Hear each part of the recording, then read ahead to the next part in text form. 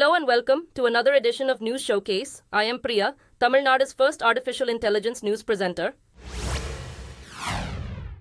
Police in Delhi have summoned the Chief Minister of Telangana state over an altered video featuring comments by India's Home Minister. Reports said Revanth Reddy was asked to appear before the police on Wednesday. The video was reportedly posted or shared on the Congress party's social media accounts. According to reports, Minister Amit Shah is seen speaking in the video against caste reservations, but Shah's BJP said the video distorted his original comments made at a political rally. The Ministry of Home Affairs filed the complaint and sought action against the people who made it, which has sparked a controversy and accusations of misinformation. The controversy comes as India votes in national elections over a period of 6 weeks, which conclude on the 1st of June. A helicopter carrying Amit Shah briefly went out of control in Bihar before the chopper regained stability. The aircraft took off normally but started to sway in the wind. At one point, its rotors came close to hitting the ground. Shah took the helicopter after addressing an election rally in the city of Begusarai. The BJP is contesting in 17 seats in the state in partnership with the regional group JDU, backed by a handful of smaller allies. The state has already completed 2 rounds of voting. The temperature in Tamil Nadu's Ooty area surged to 29 degrees Celsius, which is unusual for the popular hill station, known for its chill weather throughout the year.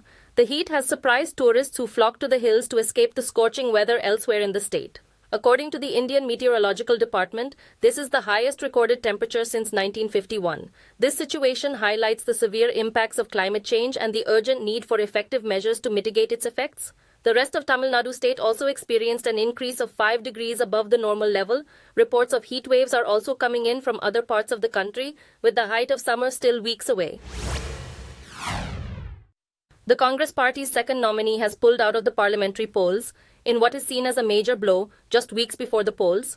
Akshay Bam, the candidate in Indore, a city in Madhya Pradesh, quit the race and joined the main rival BJP. Local leaders of the party, who were furious, said they had warned about the risk of his defection as the polling date nears. The region goes to polls in the middle of May. Earlier this month, the Congress nominee in Surat, Nilesh Kumbhani, was disqualified over forgery claims. The candidate of the BJP was declared winner in the seat after all other contestants pulled out. The Indian election is a fight between 2 main groupings, the NDA led by Prime Minister Narendra Modi and the opposition India bloc headed by the Congress party. The Indian Coast Guard seized a suspected Pakistani drug boat in a dramatic operation in the Arabian Sea. Latest footage showed the boat being surrounded off the Indian coast by Coast Guard ships carrying anti-narcotics and anti-terrorism officials. According to reports, a tip-off led to the action and officials found about 86 kilos of heroin, with a street value of 600 crore rupees.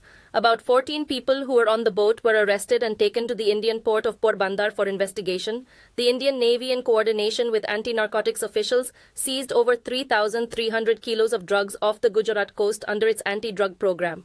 Reports said the Coast Guard, backed by other law enforcement departments, have carried out 11 successful operations in the last 3 years. Several people were sent to hospital after eating chicken shawarma from a street vendor in Mumbai. According to reports, at least 12 people were being treated for suspected food poisoning after eating the popular delicacy in Goregaon area. The affected individuals reported symptoms of food poisoning over the weekend. Reports said 9 of the 12 have been discharged, while 3 are under treatment.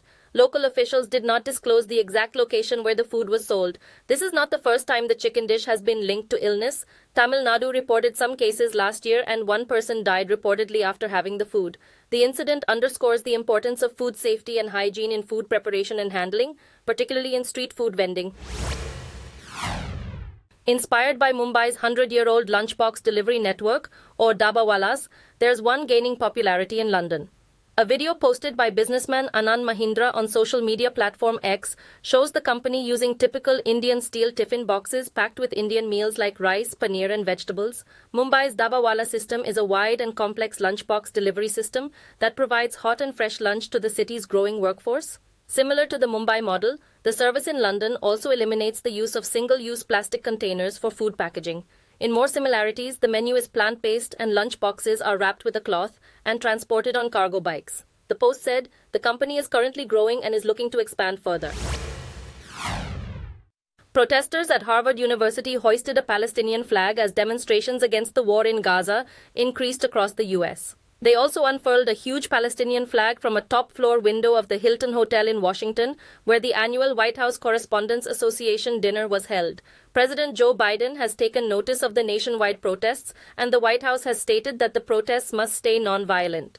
The protesters want institutions to cut off relations with Israel and firms that they claim profit from the Gaza conflict, and they are pushing for a truce in Israel's fight with Hamas. Police have so far arrested over 200 protesters since the anti-war demonstrations first broke out in Columbia University in New York before spreading across the country. Palestinian President Mahmoud Abbas has urged the U.S. to stop the planned Israeli military operation in Rafah in the Gaza Strip. Abbas, who heads the government in the Israeli-occupied West Bank, said a military incursion into Rafah will displace thousands of Palestinians, where millions have sought refuge from the war. Israel has repeatedly declared that it will launch an offensive in Rafah to hunt down Hamas militants and find the Israeli hostages, at least 100 of them, being held by the militants. According to reports, U.S. President Joe Biden reiterated his clear position on Rafah in a phone call with Israeli Prime Minister Benjamin Netanyahu. Washington has made it clear that it would not back any major Israeli military operation in Rafah until it has a solid plan in place to keep civilians safe. The Ukrainian military says the situation on the front line has become worse after repeated Russian attacks. Military commanders said many troops have left their positions in the eastern Donetsk region. They said Russia is trying to exploit Ukraine's shortage of manpower and ammunition before the arrival of the new American weapons systems. Last week, President Joe Biden cleared military aid worth $61 billion to Ukraine. That included long-range weapons systems and the much-needed ammunition. The new weaponry has not yet reached the front lines, where Ukrainian forces have been fighting for months due to a lack of air defense men and ammunition. According to a German research institute, the U.S. has provided Ukraine with more than $40 billion in military aid in the last 2 years. A dam burst has killed at least 40 people in western Kenya after heavy rains and flooding. Officials said the incident in Kamuchiri village destroyed homes and cut off roads. The regional governor in a statement said the death toll of 42 was likely to rise, with more bodies believed to be stuck in the mud. The dam collapse follows a series of floods over the past month that have claimed the lives of more than 100 people across different parts of Kenya. Currently, rescue teams are working tirelessly, sifting through the mud in search of survivors near the small town located approximately 60 kilometers from the capital, Nairobi. U.S. billionaire Elon Musk is in Beijing for talks about getting Tesla vehicles in China equipped with autonomous driving capabilities. Reports said, in order to train its algorithms, Musk intends to send data gathered in China to another country and activate full self-driving in that nation. Currently, full self-driving isn't available in China, as in the US and other nations. The announcement is the latest after a US research linked at least 13 collisions, including one fatality, to Tesla's autonomous driving modes. According to reports, after talks with China's Premier Li Qiang, Musk stated that Tesla was eager to work closely with China to achieve more win-win results. The second biggest market for Tesla is China. Similar self-driving features have been rolled out by other automakers like Xpeng in an effort to take on Tesla. A study has found that 20% of type 2 diabetes cases are linked to chronic exposure to PM2.5 pollutants emitted from oil, diesel, biomass, and gasoline combustion. The Lancet study said exposure increases the risk of insulin resistance, a precursor to cardiovascular diseases. The link is stronger in men from lower socioeconomic groups and those with comorbidities. Globally, around 537 million people suffer from the condition, with half unaware of it. In India, an estimated 77 million adults have diabetes and nearly 25 million are pre-diabetic.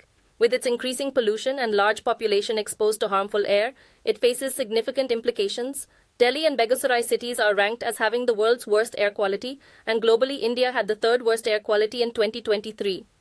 Thank you for watching. I am Priya, Tamil Nadu's first artificial intelligence news presenter. Do tune in, same time tomorrow, for a roundup of the latest news and updates in India and around the world.